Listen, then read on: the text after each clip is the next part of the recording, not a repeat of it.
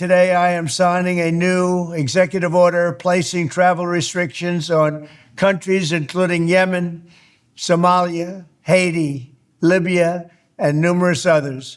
The strength of the restrictions we're applying depends on the severity of the threat posed.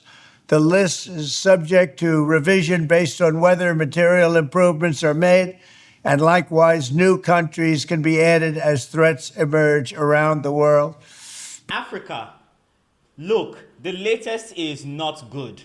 It's not good. I know it concerns just 7 countries, but I do feel like we've all failed these countries. Well, maybe not all these countries, but some of them affected by this new information that I'm going to share with you.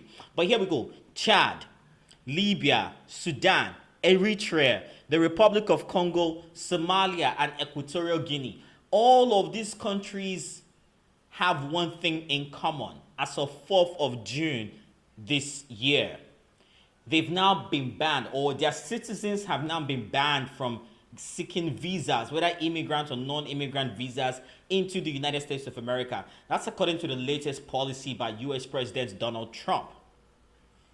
Heartbreaking, yes. But that's not all. There are 3 other countries with partial restrictions into the USA. They are Togo, Burundi, and Sierra Leone. So what this means that whatever slim chances existed for the citizens of this country to get whether immigrant or non-immigrant visas into the United States have now gotten even slimmer. And it is heartbreaking because when you hear the reasons why Trump took out these policies on these countries, some of them just go from downright vindictive to we could have done this better. The recent terror attack in Boulder, Colorado, has underscored the extreme dangers posed to our country by the entry of foreign nationals who are not properly vetted, as well as those who come here as temporary visitors and overstay their visas. We don't want them. In the 21st century, we've seen one terror attack after another carried out by foreign visa overstayers from dangerous places all over the world. And thanks to Biden's open door policies, today there are millions and millions of these illegals who should not be in our country. So what exactly is going on? Let's start from there. So you see, since US President Donald Trump got into office last year, he's been cracking down on immigration hard. We've seen the ICE raids in the US. We've seen the deportations. We've seen the deportations to El Salvador. We've seen the arrest of students on campuses across the USA. And now we're seeing something that he had done during his first term back in 2016 when he banned some countries, majority Muslim countries. It was known as the, Muslim ban. It's now the infamous Muslim ban. This time around, and by the way, in that previous ban, Nigeria was affected. But this time around, the criteria for ending up on this ban list sort of differs from what it was the last time. So now we're seeing countries that he termed threats to the United States being banned. But we also are seeing countries where he says the citizens, but also we're seeing countries whose citizens he says tend to overstay their visas. So let's break it down. How do these countries fall into different pots? We'll begin with Chad, where relationship with the United States has soured as of recent. The country asked the United States government to take its military troops out of their country. And so, in response, the United States government banned citizens of its country from coming into the United States. It feels to many like Trump is retaliating because this country, this Sahelian country, doesn't want them having their forces on ground within its territory. And by the way, let's be honest, Chad is a sovereign country and has the right to decide how it wants to relate with any other foreign entity. So if the government of Chad says take your forces out of our country, they are well within their rights to do so. And so for many people, this response by US President Donald Trump to ban its its citizens from coming into the United States feels vindictive in many ways. This doesn't seem to faze the government of Chad, who, by the way, issued a directive to its government, and I'm talking of the president now, asking them to just invoke the principle of reciprocity. Essentially, if the US is going to ban our citizens from coming to their country, we are going to ban US citizens from coming into our country. Chadian president says the country has no planes to offer, no billions of dollars to give, but Chad has its dignity and pride. That's according to the president of Chad, Mahamat Idris Deby. And, I don't expect any less. If you're going to treat us a certain way, we'll treat you the same way. But that's Chad. In response to this ban on several African countries, the African Union came out with a response. I don't know if I want to call this a strongly worded response or not, so I'm just going to leave that up to you. But here is the response by the African Union, and I'm just going to read a part of it. The African Union Commission has taken note of the recent proclamation by the government of the United States imposing new travel restrictions affecting nationals from several countries, including some on the African continent, while recognizing the sovereign rights of all nations to protect their borders and ensure the security of their citizens. The African Union Commission respectfully appeals to the United States to exercise this right in a manner that is balanced, evidence-based, and reflective of the long-standing partnership between the United States and Africa. So I'm just going to pause here for a second and talk about this first part, because it feels as though the AU is trying to be diplomatic with an entity that doesn't care for diplomacy. This entity has already said, look, we don't want you here.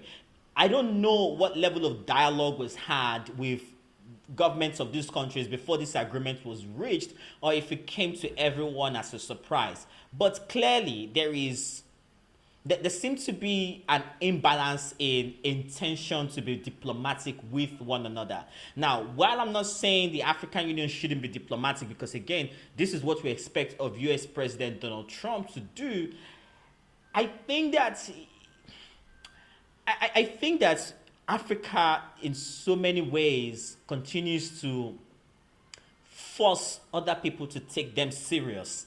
And it breaks my heart, when things like this happen. We seem to want other people to take us serious, but we're not doing the work to take ourselves serious. In many ways, we are failing each other. And that's why this statement, even though it is perfectly diplomatic, it makes a lot of sense to me. It breaks my heart because we're dealing with an entity that doesn't want to be diplomatic with us in the first place. And we still have to maintain that sense of diplomacy. It's difficult, but it is what it is. I'm just going to go a little further now. The Commission remains concerned about the potential negative impact of such measures on people-to-people lives, on people-to-people ties, educational exchange, commercial engagement, and the broader diplomatic relations that have been carefully nurtured over decades. Africa and the United States share mutual interest in promoting peace, prosperity, and global cooperation. The African Union Commission respectfully calls upon the U.S. administration to consider adopting a more consultative approach and to engage in constructive dialogue with the countries concerned. The Commission appeals for transparent communication and, where necessary, collaborative efforts to address any underlying issues that may have informed this decision. The Commission stands ready to support efforts that promote understanding, resolve concerns, and strengthen cooperation between Africa and the United States. That is the statement in full by the African Union, and to me, it reads perfectly fine. It just breaks my heart that we're doing it with an entity that doesn't want to be diplomatic with us. That's all. That's how I feel about this situation here. But then again, I've also mentioned that I do believe that Africa has failed some of the countries mentioned here. So let's talk about one of the countries that I believe that we have failed. I'm talking about Sudan.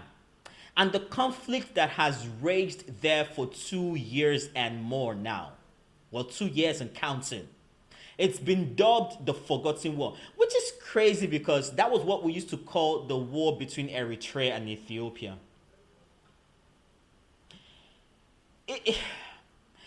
It breaks my heart that this is where we are currently. All the efforts, to dialogue and reach a ceasefire agreement with the warring parties in Sudan has been futile. And I still strongly believe that we haven't done our best just yet. We haven't. Thousands have died in Sudan.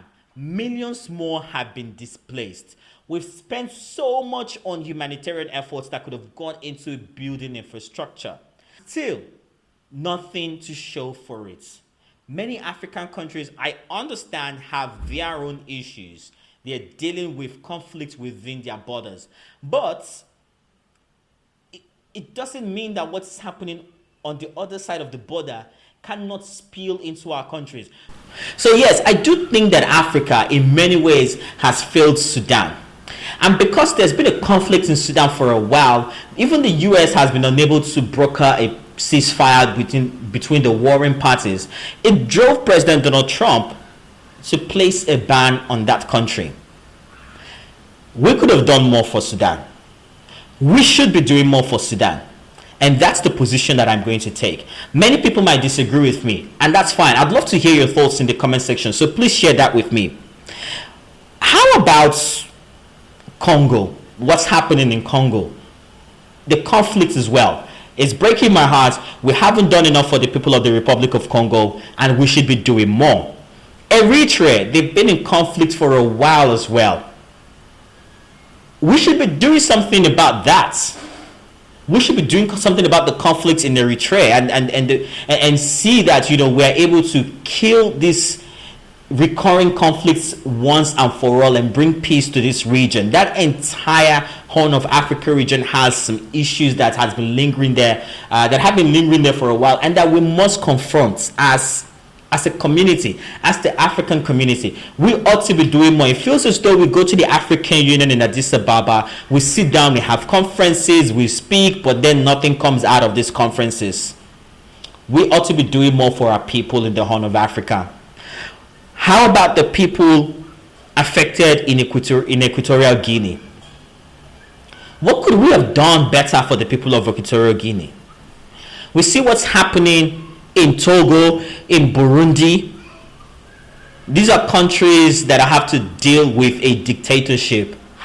What are we doing about the situation in Togo, where the president has essentially made himself leader? Well, the former president, Yasimbe, has now made himself leader for life. And if you're wondering what exactly it is that I'm talking about, I made another video talking about that situation. So please check that out if you're concerned about what the situation with governance in Togo is.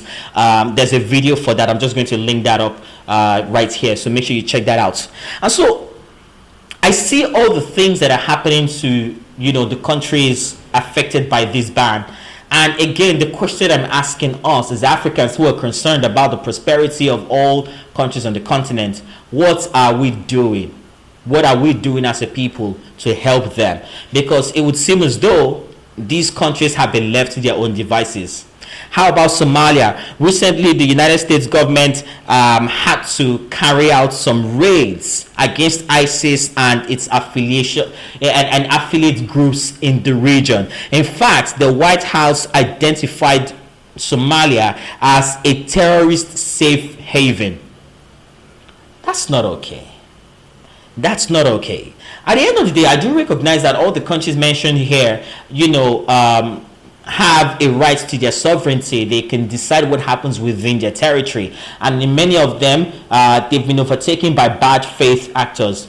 But at the level of the African Union, is it possible that we could be doing more to help those who are affected by the bad faith actors who lead them?